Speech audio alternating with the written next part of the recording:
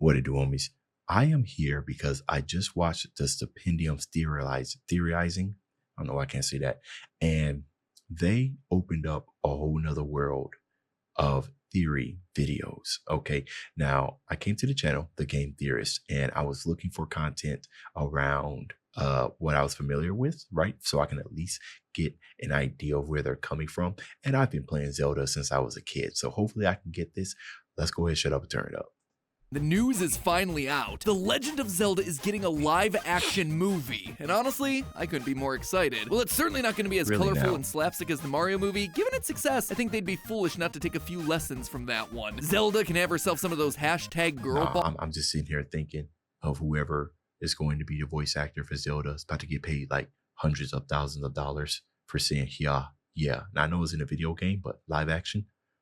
Probably whoever's going to play it. That's going to be an interesting choice of cast. Y'all let me know who y'all think should be if they didn't already release it, the cast. Boss moments. Ganondorf can sit in his castle singing along with Zeldy, Zeldy, Zeldy, Zeldy, Zeldy. But the real mystery is in a complicated timeline of heroes. Which Link is going to be your best choice for the movie? Which one is going to be the most iconic for the series? Which one instantly sells you on Spirit of the Hero? I know it's not necessarily live action ready, but personally I'd put my money on Wind Waker Link. He's cute, he's got an attitude, he wears a cool lobster shirt. And guys, actually, like I said, I've been playing the Zelda games since, Game Boy. Right. And in my mind, like when I recall, this one was choice peak. 100% enjoyed it. I loved every bit of it. I would agree with this. To mention that he's like the only one to defeat Ganondorf and... Wait, Tom, what? What do you mean that Link isn't really a Link? Hello, Internet! Welcome to Game Theory, the show that's risking its neck by diving headfirst into Zelda theories. The last time we covered the Zelda franchise was when Tears of the Kingdom was first announced, back when it was still known as Breath of the Wild 2 4 years ago. Believe it or not, my friends, we first heard about this game back when the Avengers saga concluded, back when people tried to storm Area 51, back when live-action Sonic looked like this. Oh, it was a simpler time. But now the game is finally released, once again blowing all previous Zelda titles out of the water. The open world is huge, the missions are long, the crafting mechanics are hilarious. It literally makes Breath of the Wild look like a tech demo. And honestly, that's what you want when it comes to sequels of games, right? You want to see it expand upon something that was massively successful. And they did a very good job with that. Everyone else is getting lost in its incredible world or arguing about whether it deserves the title of Game of the Year. I was looking back at the games that came before it. You see, the timeline of Zelda has always been a bit of a mess. Zelda. Yeah, see, where I came in was right here. I might have played Legend of Zelda, but A Link Between Worlds, so everything up here, all the way up to Breath of the Wild, because I didn't own a Switch, that I've played. There's a reason we've already done 2 theories about this thing, but if I was gonna have any luck solving this game's place in the timeline, I was gonna make sure that I had to fully understand everything that came before. But as it tends to when we're doing this sort of research, something jumped out at me. Something I'd never picked up on before. Something that would totally upend a major part of the franchise and the timeline, and may have even offered a solution to the Ganondorf problem once and for all. And it all comes down to the Link from The Legend of Zelda Wind Waker. The Hero of the Wind. At least, that's the title he's been given over the years, but I know the truth. That title is nothing but a sham. That Link is no hero. In fact, that Link isn't even a Link at all, which ironically enough, may just be the solution that Hyrule has needed this entire time. It's pretty well established at this point that the Link that we play as in each game isn't the same Link. Ocarina of Time Link isn't the same as the Breath of the Wild Link, and A Link to the Past Link isn't the same as Twilight Princess's Link. They're all unique characters, all with their own separate titles, like the Hero of Time, or the Hero of Legend. The same actually holds true for Zelda. In basically every new game, we're playing as a brand new version of each of these characters, all in an attempt to once again stop the evil Ganon. Interesting. Kind of like a multiverse.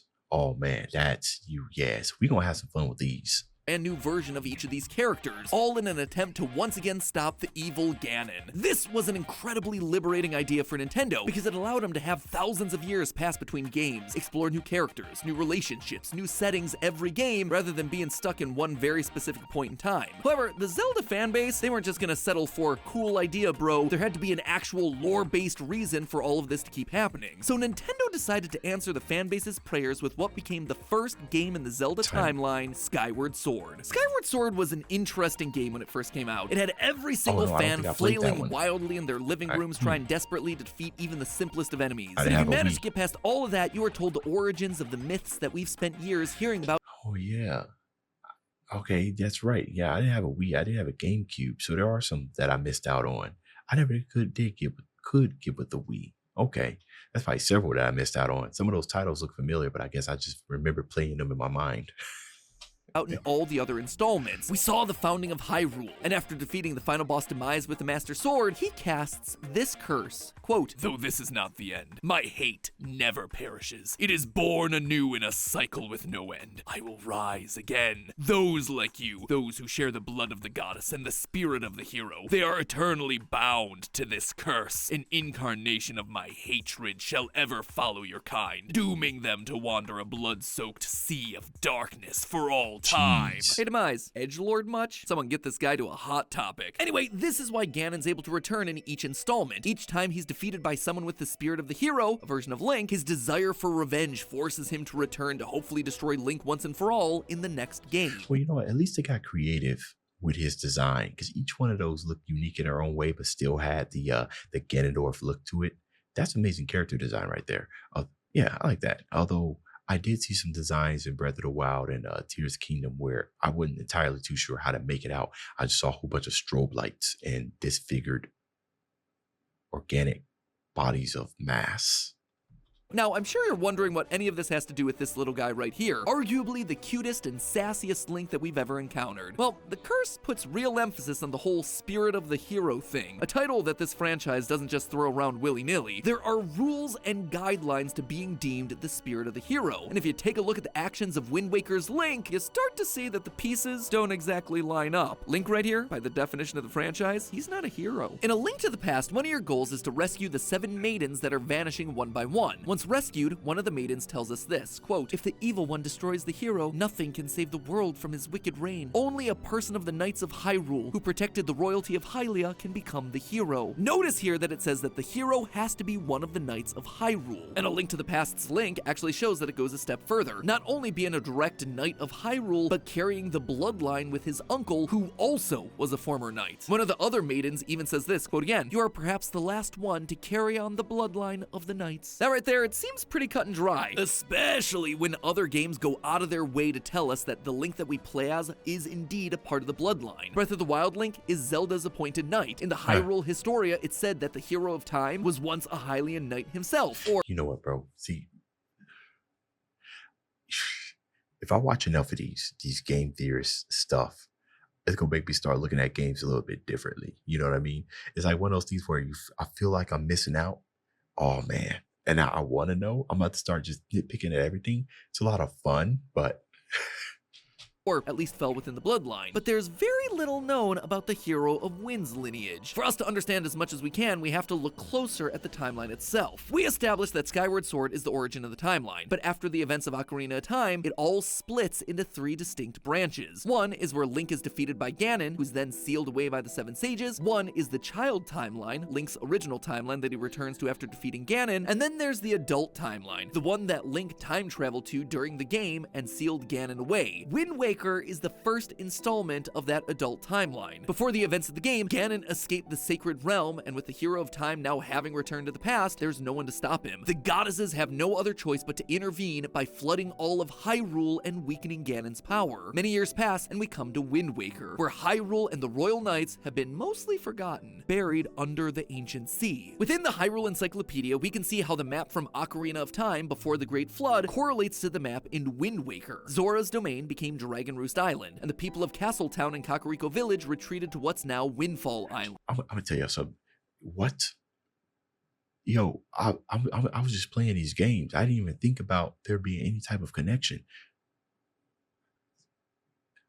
Some of you guys must have been playing this, probably already knew this, right? Because I'm having trouble discerning between what's basic knowledge and then where they're getting, like, diving deep into something that we may not know.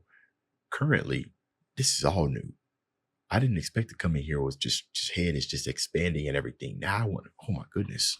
Dragon Roost Island, and the people of Castletown and Kakariko Village retreated to what's now Windfall Island. But what's interesting about this map is Outset Island, the Hero of Wind's home. It's not even on Ocarina's map. The furthest point is Lake Hylia, which the encyclopedia says becomes Great Fish Isle. Outset Island is even further south than all of that. What this means is Link's family lived way outside of Castletown, where all the royal knights were stationed.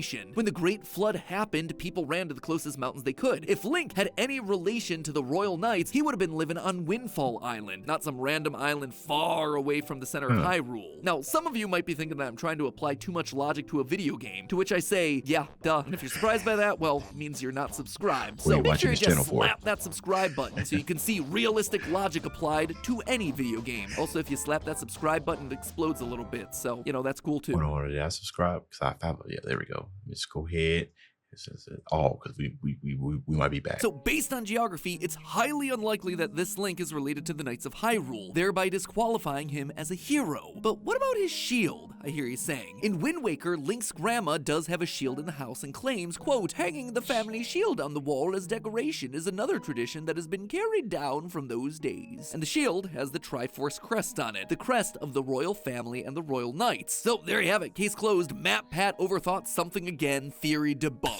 Right? Wrong. I'm not convinced that this is actually their family shield. Hear me out. Across Outset Island, there's a very similar symbol on everyone's front door, an upside-down Triforce with a circle in the middle. It's also on Grandma's blanket. This isn't the Hyrulean symbol. This is a symbol of the Outset tribe, much like how the Gerudo, the Gorons, and the Hylians have a crest. And if that seems like a bit of a stretch, well, you don't have to take my word for it. Just look at what the King of Red Lions has to say about this Link. When asked by the Water Spirit if this is the hero of time, he responds, quote, he has no connection to the legendary one. And here's the thing, the King of Red Lions, he isn't just some random talking boat, he is actually the King of Hyrule. So for him to outright say that Link has no connection to the Hero of Time's bloodline, nor mentioning the Royal Knight bloodline, a group that he would absolutely know a lot about, it puts no doubt in my mind that the Hero of Wind does not meet the requirements of a hero by the definition laid out by this franchise. But the most yeah, because I ain't played this game since I was a kid. So I'm guessing these type of text bits and everything, people who have played all of the Link games keep this collection of things as they're playing it. So when you come across text like that, it probably just pops up in your head like, oh, so he isn't related. Tell me if what Matt is saying here, you guys already knew. Critical piece of evidence comes all the way back around to that demise. It's just not like to this level of detail, because this is kind of mind-blowing, honestly. Out by this franchise. But the most critical piece of evidence comes all the way back around to that demise curse that we spoke about at the start of the episode. In the final moments of the game, Link defeats Ganondorf, which looks pretty painful, but thanks to the curse of demise, he'll just shrug it off and return at a later date, right? Except Ganondorf doesn't. Looking at all the subsequent games in the adult timeline, Phantom Hourglass and Spirit Tracks, we never see Ganon re-emerge. This is the only timeline where that happens. In all the other timelines, Ganon comes back again and again in every installment. But in the adult timeline, no, never again. At first, I thought maybe Ganon can only revive after a new spirit of the hero is born, but that isn't true. A Link to the Past and Oracle of Ages and Seasons have themselves the same hero, and yet Ganon is resurrected in each of those. In Spirit Tracks, we play as the hero of Trains. Yeah, that is a real hero that exists in this universe, but he's a new hero born after the hero of Wind, and yet Ganon still doesn't come back. What this means is that the hero of Wind's defeating Ganon at the end of Wind Waker broke the demise curse. Ganon was never able to revive himself. But why? Why only this timeline? Well, because unlike any other time in the series, this time he wasn't defeated by the spirit of the hero. Instead, he was defeated by some random kid from a far-off land. Ganon ties his life specifically to the spirit of the hero in that curse, to repeat the same old song and dance forever. So when a small child from across the ocean showed up looking the part, he thought it would be the same thing again. But it wasn't. Whether he meant to or not, the hero of Winds tricked everyone into thinking that he was the destined hero. At the end of the day, that was what was able to get the job done and break the cycle forever. Or, you know what? It actually kind of gives another definition to Windwalker, right? Wind, you know what I'm saying, right? When you think you have a grasp, it disappears from you. You can never like fully grasp it. Everything, whatever you think you're striking, you're not actually striking it. At the end of the day, that was what was able to get the job done and break the He hit him cycle with the forever. deuce. Or at The least deuce that's how deuce. it should have been, except for when the timelines re-merged together thanks in part to Hyrule Warriors. This allows Ganon to come back across all the different timelines, which then leads to the collective events of Breath of the Wild and Tears of the Kingdom. Huh. But there is a silver lining to all this. Thanks to the deception of the Hero of Winds, we now know how to truly defeat Ganon and break the Curse of Demise. And it is not this guy. The people of Hyrule need to rely on someone other than the spirit of the hero. They need to stop leaving it to Destiny, because Destiny clearly ain't doing them any favors. I mean, that's the entire point of the curse. They need to train someone else to defeat Ganon, and not just end the current evil, but end it permanently. And if Nintendo ever did want to retire Ganon for a new villain, I think I know the perfect person to finish it off for good. Rather than just some random character, why not pick someone that we've seen countless Zelda. iterations of? Someone who's normally just a damsel in distress. That's right, I believe that Zelda will be the one to finally put Ganon to rest. We saw it a bit in Tears of the Kingdom, where she saved the day by becoming a dragon, because of course that was the answer here, but Zelda being the final hero would be the icing on the cake for this series. It fits with the lore, where it's not the spirit of the hero trying to defeat Ganon, but someone else, someone connected to the ongoing story, but free from the curse. It's also super poetic. Rather than waiting for a hero to save her kingdom, she saves it herself, ending the curse that's continued to plague Hyrule for generations. It would be a legend that would be passed down from generation to generation, a legend of the descendant of the goddess. This story kind of reminds me of Seven Deadly Sins. That's interesting. It's always interesting how curses work, right? Where your protectors come here and it defeats them and everything, and you kind of look at it like it's like this prophetic thing, but not realizing that, you know, it's insanity, right? Doing the same thing and expecting a different outcome. Legend of Zelda. But hey, that's just a theory. A game theory. Thanks for watching. Oh man. Yeah.